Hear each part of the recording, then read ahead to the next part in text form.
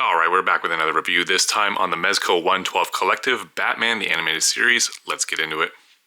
So I've seen a few reviews on this figure already, and most of them have been fairly negative. In some of those early videos that I've seen, people were complaining about the symbol sitting too high, this cape being not really good, scuffing on the matte top coat, the elongated torso,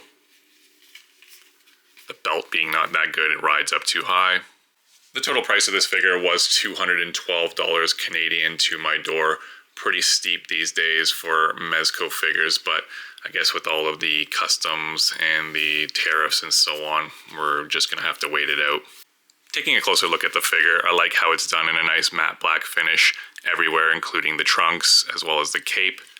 The blue on the inside of the cape is very nice. It pops out so well. Here's a look at the gauntlets. Musculature in the arms is good.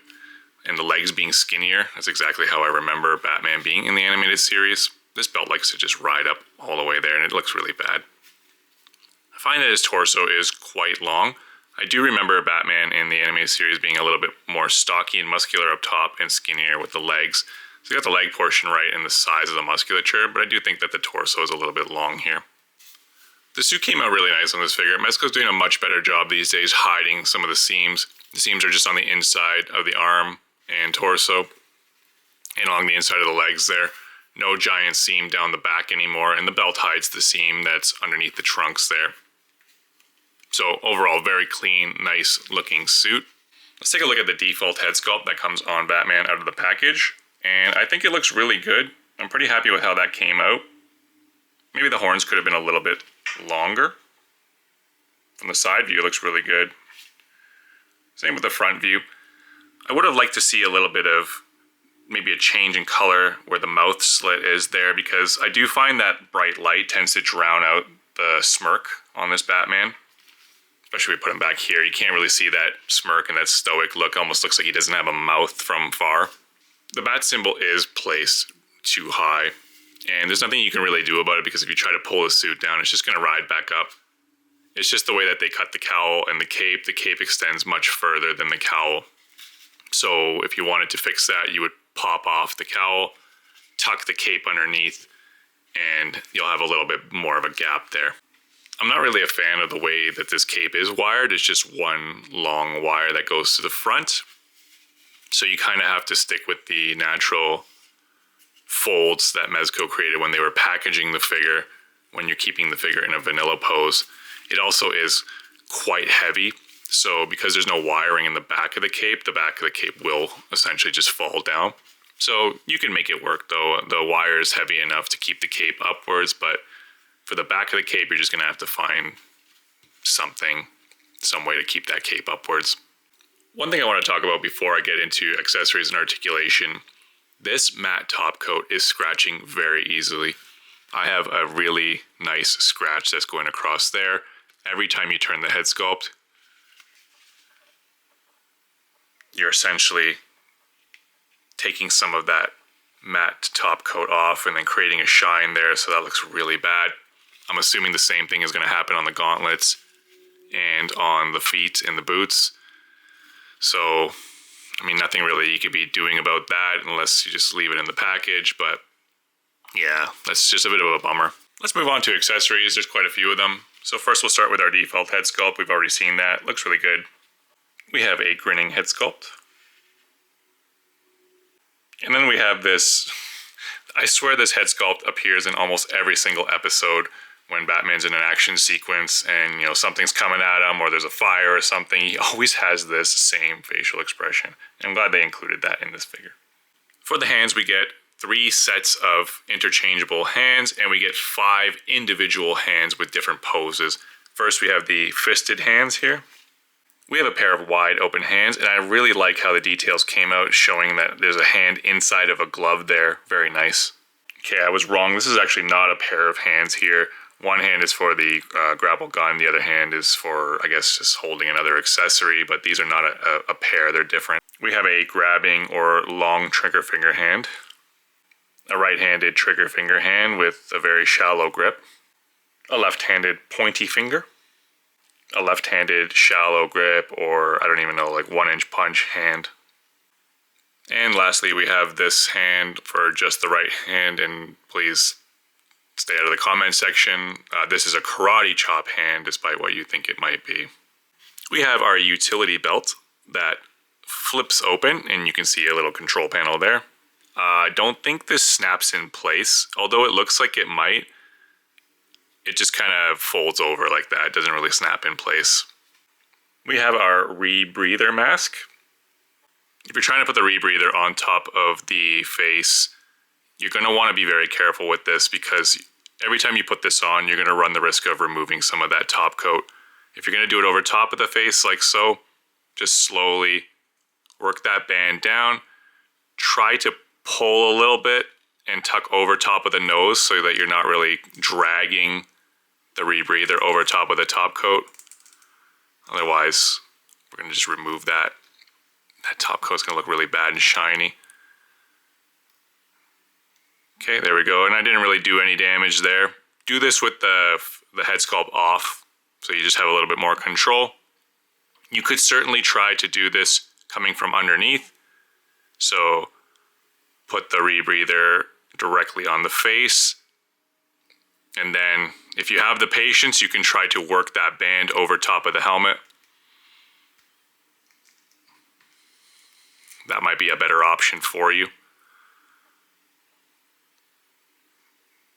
Just getting the band to sit properly, that's the difficult part. But the more you do this, the more you run the risk of taking that top coat off. We get infrared goggles. Just like the rebreather, you can go over top of the head. And then make sure as you're pulling this down, you kind of just pull a little bit so that it slides down a lot easier. And it will sit just on the bridge of the nose, just like so. Again, careful when you're removing it. You don't want to scratch up the top coat there. I had to look this up, but this is actually just a torch cutter.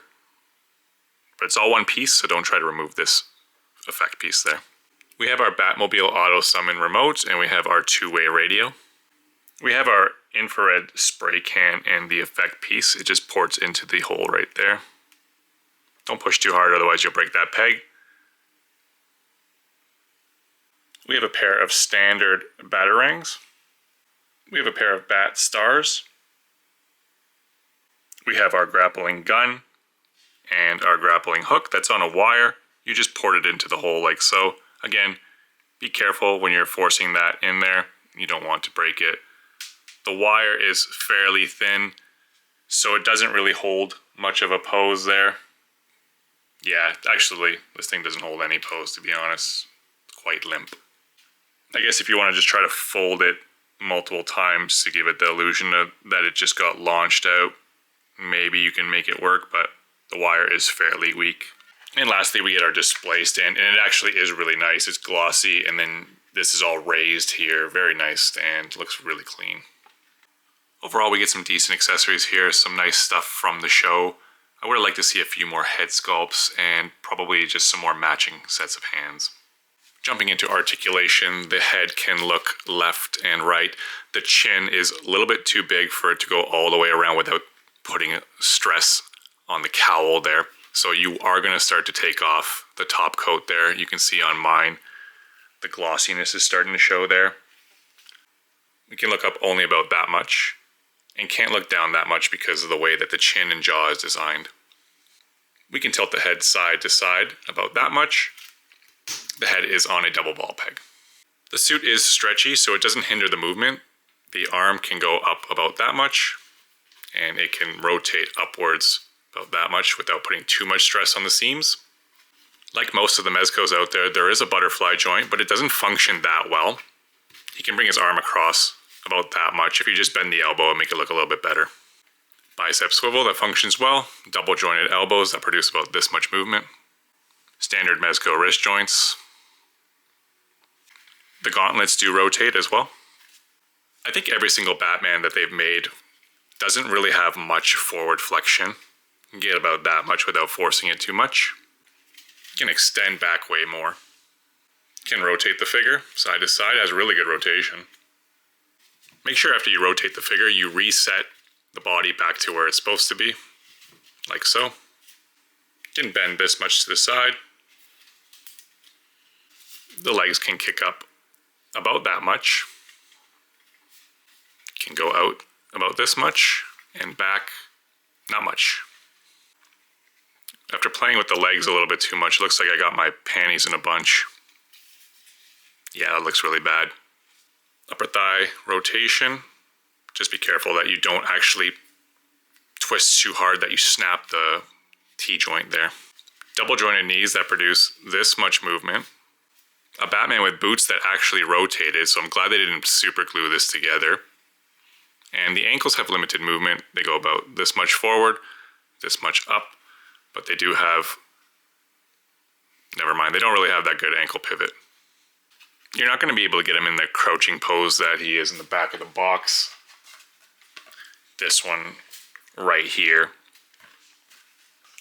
But this Batman can move fairly decent for a Mezco. And probably stand up on his own if I can just get this to balance. Maybe not. Yep, there we go. He can throw down. All right, let's get into some size comparisons. And one of the first things I wanted to know when I bought this figure is it going to fit in the McFarlane Batman Animated Series Batmobile? So the figure that generally fits into this is this figure right here, which is the McFarlane Batman Animated Series with the cell shading. So let's go and take a look.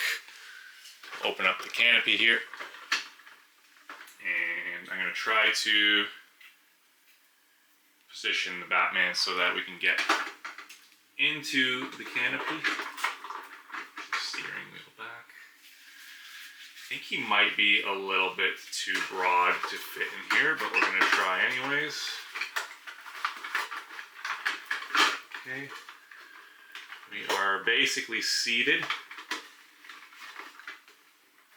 I'm going to try again. I'm going to try that again with the feet bent a little bit more.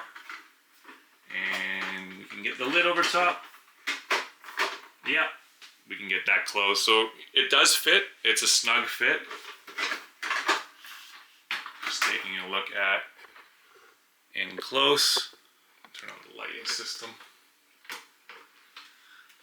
So Batman does fit. You can bring the steering wheel forward and you can hold on. So yeah, that's awesome.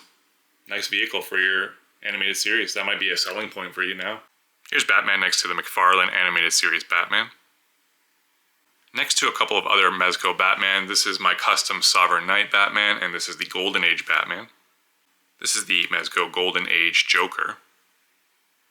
Here we are next to a Mezco Dick Tracy that I just converted into a general mobster, and Mezco's The Blank. In case you wanted to do some animated series Batman versus TMNT, this is the Mezco Teenage Mutant Ninja Turtles Wrath. So final thoughts, what do I think about this? I do like it. I know that there's a lot of flaws with this figure. I know people don't like the placement of the bat symbol. I'm not a big fan of the cape. The trunks are kind of annoying, but I can look past those. And I do think that in the future, some artists will come out with some custom pieces for this to make it look a hell of a lot better. If some nice head sculpts come out from different artists, then I will pick them up. Maybe if there's a cape swap in the future, definitely something that I'll check out down the line. I hope you found this review helpful though. Hit that thumbs up and subscribe buttons, and please leave a comment below. Head on over to plastic.life on Instagram for more action figure pics. Always remember, at the end of the day, this is your collection. Buy whatever makes you happy. I hope you'll catch my next videos. Take care.